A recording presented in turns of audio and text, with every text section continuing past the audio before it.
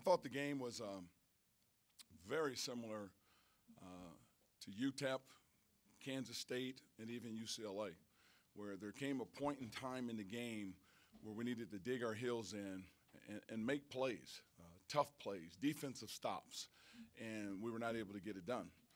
Some of that, again, has to do with experience, because I think Washington, when you look at guys who have been in this situation before as starters, Chris and Thibault, Dickerson, Timmons, they kind of willed themselves through and made all the tough plays, I call them, down the stretch of the game.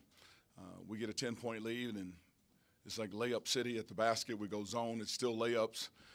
They isolated our studs and drove them to the basket, and it wasn't like they were shooting jump shots. They were getting layups. And you know, we talked to this team. You're not going to beat anybody giving up 75% shooting in a half. That's just very difficult to do. So we had no one to blame for ourselves, but we were offensively, we were good enough in the game, even though we didn't shoot the three well. But there are a lot of plays we could have made in that game that centered around defense, and we did not get it done.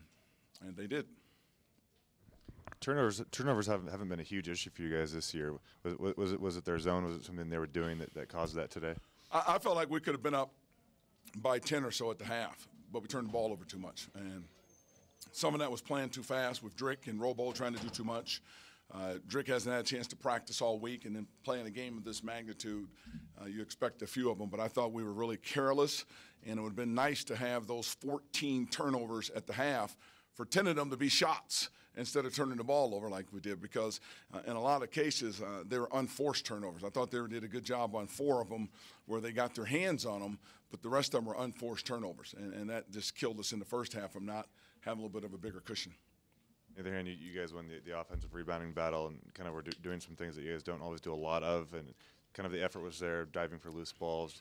Did you kind of like that portion and the effort of the players today? You know, our effort was good in the game, but when I say toughness, there comes a point in time in the game where on a possession-by-possession basis, as your experience grows, you know how to grind through that possession and get that stop, get that score, because you just feel the critical point in time of the game it is. And I felt like they were able to do that, and we were not able to do that, particularly when they had a chance to put the ball on the floor and drive us, and we didn't dig in to get that key stop. Jeff wasn't bad, but there were a couple of times on that floor where it was just too easy, how easy they got to the bucket on us and took that lead, took the momentum, took the toughness away from us in the game. As much as Drick does for you guys, does it really hurt not having him on the floor in those kind of key moments?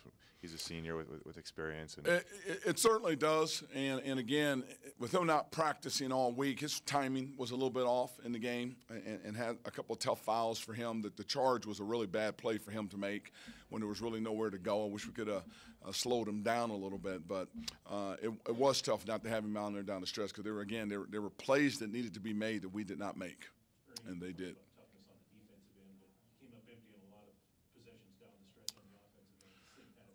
You know, when you talk offense, there's going to be times in the game where the ball doesn't go in. But when you have a 10-point lead, a 6-point lead, a 2-point lead even, you still have a lead in the game where it may not be happening for you on the offensive end, but you can control what's going on at the other end of that floor. Because that's about defense, that's about talking, that's about positioning, that's about blocking out, that's about taking charges, and that's about making the play. There's plays that are to be made, and I just didn't think we did a good job of closing out the game in the last 5 minutes of the game. And that's where we were again at UTEP, Kansas State, UCLA. We're in those same positions again to close out a game, and we weren't able to get it done. Were you satisfied with the two looks that Franks had there in the final minutes? Yes, we told him they didn't necessarily need a 3 on his last one that he had from the corner. I thought Mal was close enough to the bucket when he drove that he probably could have made a play and just got a 2 and went down and played another possession on defense. But they were both clean looks, so yes. But again, in a game of this magnitude, you know, for the years coming into this game, it's been Josh, it's been Ike, really carrying the load and all the tough stuff in that. And now it's Malachi, it's Robo, it's Viante, it's Jeff Pollard. And they've got to grow into those roles, and we know this, and sooner rather than later with this season, so it doesn't get away from us, because this conference is tough. Every single game will be just a 40-minute mini version of your season and everything else. We're just going to be a dogfight. And at some point in time in that game, it's going to come down to who can make plays. and they're not hitting 30-footers. More so it is who can get stops and key rebounds and on that defensive end of the floor. Because in close ball games, you've got to be able to get stops. You have to. They did it on those 2 or 3 possessions we came up short. We didn't do it on the 2 or 3 possessions. They got scores or got free throws done.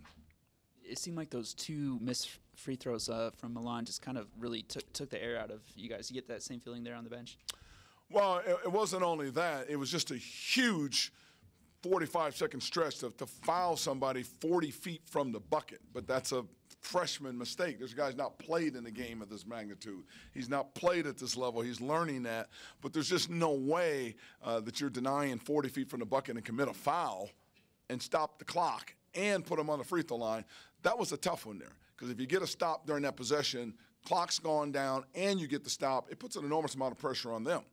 And then also the compounders to come down and miss the 2 free throws, and it ends up being like a 4-point swing in the game and a momentum swing in the game that we never got back after that. So that's a learning moment. Because we talk all the time about guys getting in these games for the first time, and that's his first Apple Cup game, intense game at this level. I don't care how good you are in high school. There's a learning process, learning curve you got to be able to handle at this level, and hopefully he'll learn from it. Pollard involved in a scary collision there at the end of the first half. I saw he came back in there in the second half. How's he doing? I keep teasing him. We got to put him in a bubble wrap or something, because he seems to be the guy that's always, he's got a concussion, he's got an ankle, he's got a knee, he's got a hip pointer. And as big and strong as he is, I'm happy that he can take some of that banging. But for a guy as big and strong as he sure is involved with a lot of collisions and coming out on a short end of them. I wish he'd have somebody else come out on the short end sometimes, but he's doing okay. It was nice to see him get back in the game. He had some big buckets, some big free throws, and a couple big charges coming down the stretch. There was nothing wrong with his toughness in the game to be able to come back from a hit like that and make the plays that he made in the game. The scoring, the layup, the free throws, and taking those 2 charges. And get a couple big rebounds, too. Those are huge.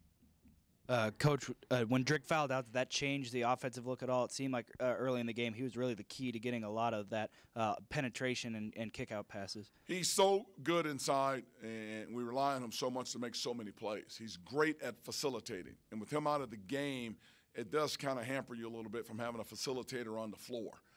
We put Robo up there, and, again, he had great looks. He made a couple great moves in that.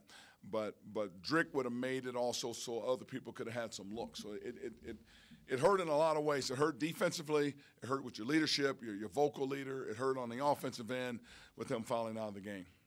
Did you guys change anything when Dickerson fouled out at the 8-minute mark defensively? And was it kind of disappointing you guys weren't able to take advantage of that when he left the game? We didn't change anything. They did.